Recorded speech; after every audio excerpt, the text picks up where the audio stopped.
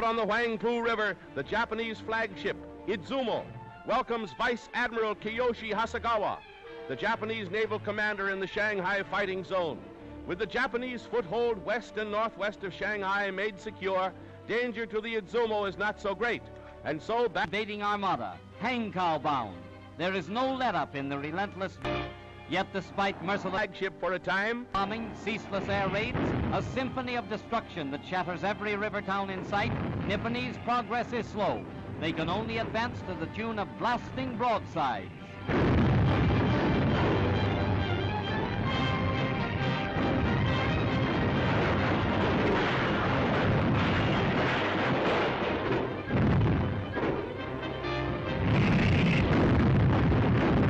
Against China's temporary capital.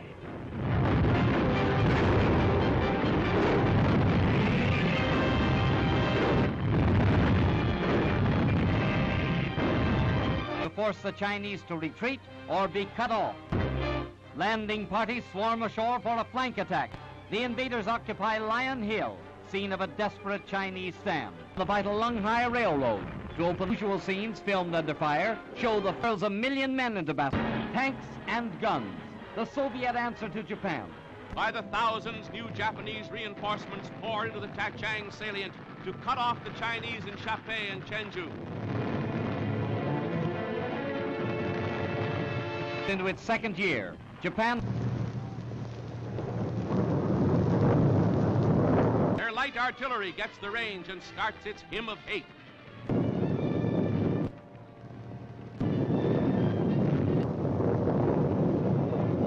In the struggle she has yet to win, from which few return. General Sun Shai-sun.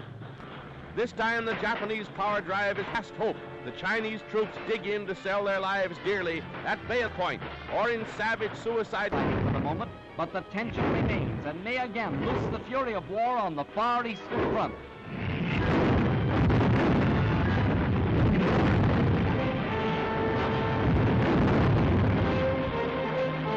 Way for advancing infantry. These Su Chao is aflame, blazing target for the invaders' guns.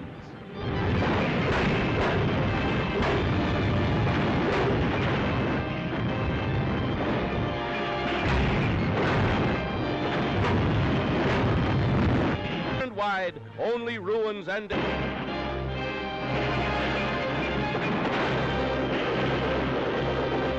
Chinese defenders. And another daring but this has stuck touched by Japanese shells, and the inner native city is put in an assault.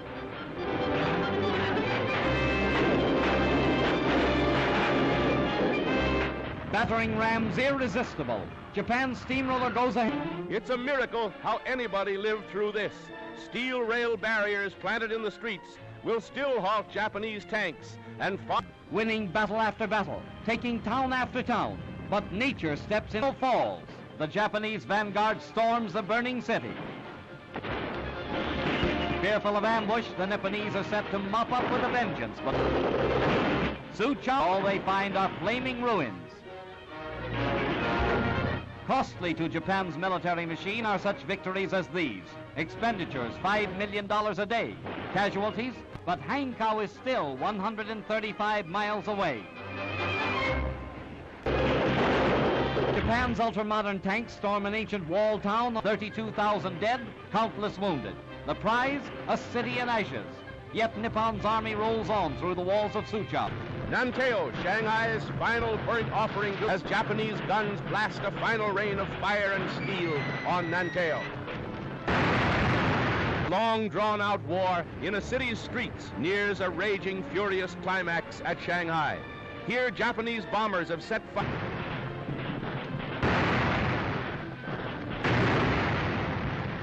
to a great Chinese flour mill, right opposite the defense lines held by the United States Marines.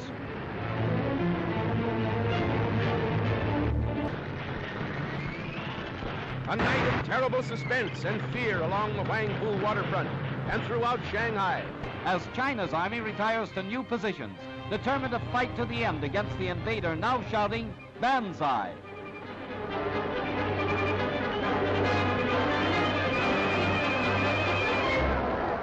flows westward. But it has left path of China's 3-month struggle to keep the Japanese from their once revolting picture of ruin and wreckage, or entire sections knocked flat, a waste where once was teeming life, and the Golgotha of China's new freedom. The Japanese army, despite strong protests by foreign representatives, stages a victory parade. The entire Japanese population, from Hangzhou and other sections, waves a wild welcome to the troops who drove the Chinese forces from Shanghai. But the Nipponese army isn't forgetting that bomb on Chinese along the route. Its banks engulfs 2,000 villages and halts the Nipponese by forming an impassable inland sea. China's sorrow becomes Japan's sorrow as the river pours through broken dikes, sparing neither friend nor foe. Both sides stop fighting for the moment to battle the menace of this common enemy.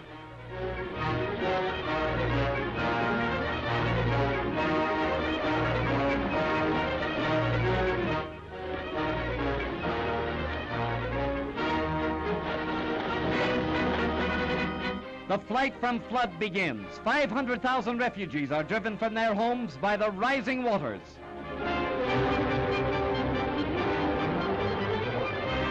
Heartrending is the rescue of a lone survivor whose family has been swept away by the swirling current.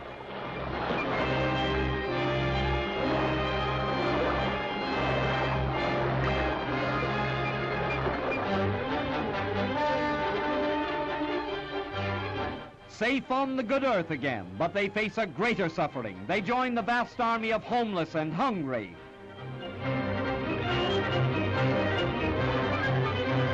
Famine stalks in the wake of flood, the age-old tragedy of ancient China. Here is a picture of human despair, the exodus of those fleeing a land ravaged by war and nature.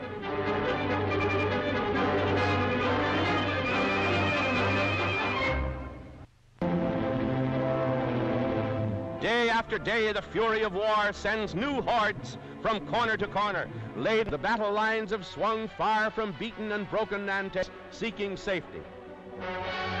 War, amid the constant rain of steel, in the momentary chance lulls in the hail of death, the war-shocked population salvages the pitiful remnants of its shattered homes. Death struck even in so-called safe grisly fires throughout the capital, where 300,000 people huddled in fear. That man carries the body even to human wrecks. As their dwellings and possessions go up in smoke behind them, an amazing scene of the misery that modern war brings to mankind. But the battle against starvation is just beginning. Several 100,000 Chinese of all ages here in Shanghai alone face a daily struggle against hunger, a battle for bread that knows no quarter and no armistice, a desperate fight for life.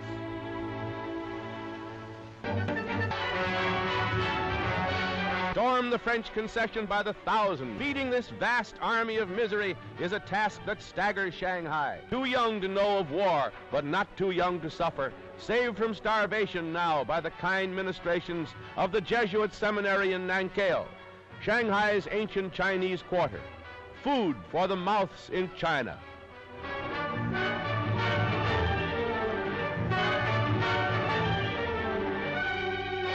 Typical scenes today in war-torn China, but in many places there are no ministering sisters. In many places there is no food. Not only in broken buildings and war casualties does China's costs mount. Refugees by the hundreds of thousands and war waifs crowd Shanghai. These tots, countless numbers of them, inflamed by the daily air, come trained soldiers and fight against the Japanese. Oriental Amazons, ready to die for their native land. Raid killings in their stricken land, these Chinese girls are learning to operate machine guns in the hope that they too can be. An impressive sidelight of this undeclared war in the Orient is the formation of Amazon regiments of young Chinese girls. Fired by patriotism for their stricken country, the girls have volunteered for real military duty. They are rapidly learning the art of war and are crack shots with a rifle. If they ever get into real front-line action, they'll give a good account of themselves.